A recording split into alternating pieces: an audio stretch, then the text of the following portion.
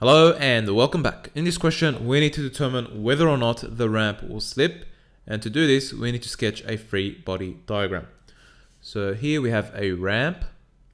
We have a weight force of 2 kilonewtons. Now the force from the roller support will be acting on the ramp at 90 degrees. And this is similar to a roller joint with truss bridges. And we also have a frictional force and a normal force. Now, naturally, the ramp, if it was to slip, would want to move to the left. So we want the frictional force to be acting in the opposite direction. So in this case, it would be going towards the right. And then we have the normal force between the wall surface and the ramp at 90 degrees right there. So this is our normal, this is our frictional force, and we'll call this FR, which is our roller force. And the length of the ramp is 7 meters. And this is 25 degrees. All right, now the second thing is, we know that the frictional force is equal to the coefficient of friction times the normal force, and that's equal to 0.2n. Now, to determine if this ramp will slip or not, we need to see if the horizontal component of the roller force is greater than the frictional force. If it is, then the ramp will slip. So to do this, I need to find my roller force, and I also need to find my normal force. So the first thing is we need to calculate what the roller force is, and we'll do that by applying sum of moments about this point here, which we will call W. Okay, so sum of moments about W is equal to 0. I'll take anti-clockwise as positive.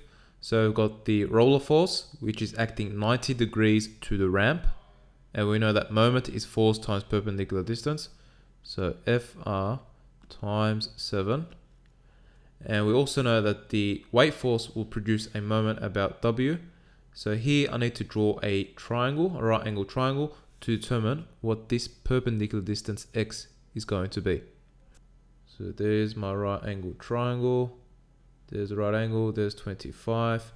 Now the weight force is acting in the middle of the ramp. So this distance here will be 3.5 meters. So applying cos here, so cos 25 is equal to x over 3.5. So x is equal to 3.5 cos 25. So going back to the equation, we now have minus, because that's going clockwise about W, minus 2 times this perpendicular distance, which is 3.5 cos 25, and that's equal to 0. So solving for FR, so we have 7FR equals 7 cos 25.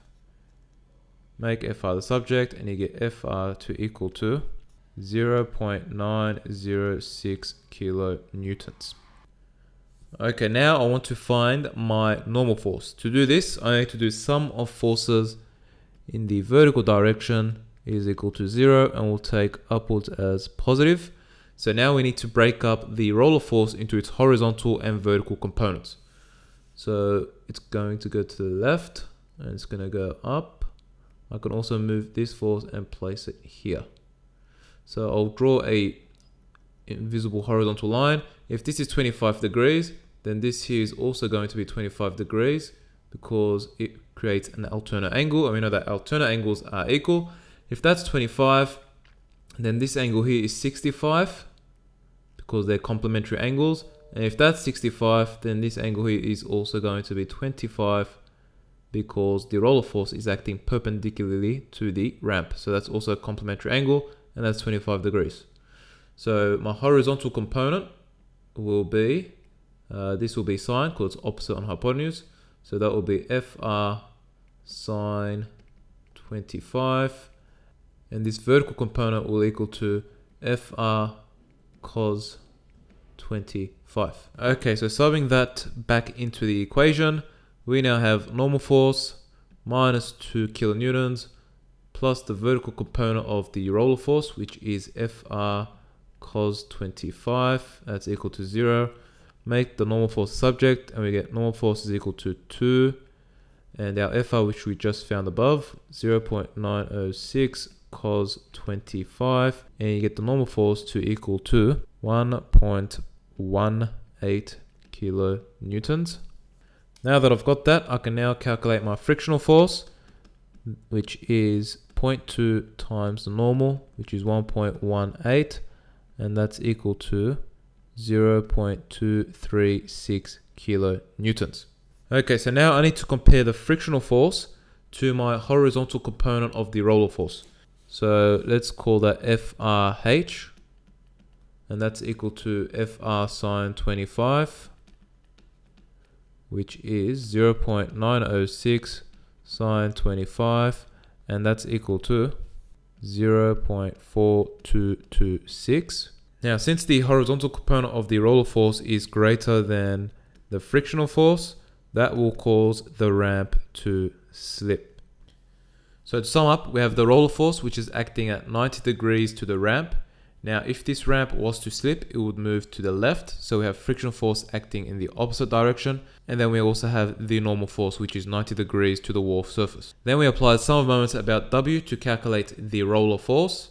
Once we do that, we then sum the forces in the vertical direction to find what my normal force is.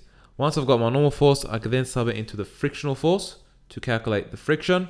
And then I can compare the frictional force to the horizontal component of the roller force. Why can I do that? Because they are the only two horizontal forces in this scenario. And so there's your solution.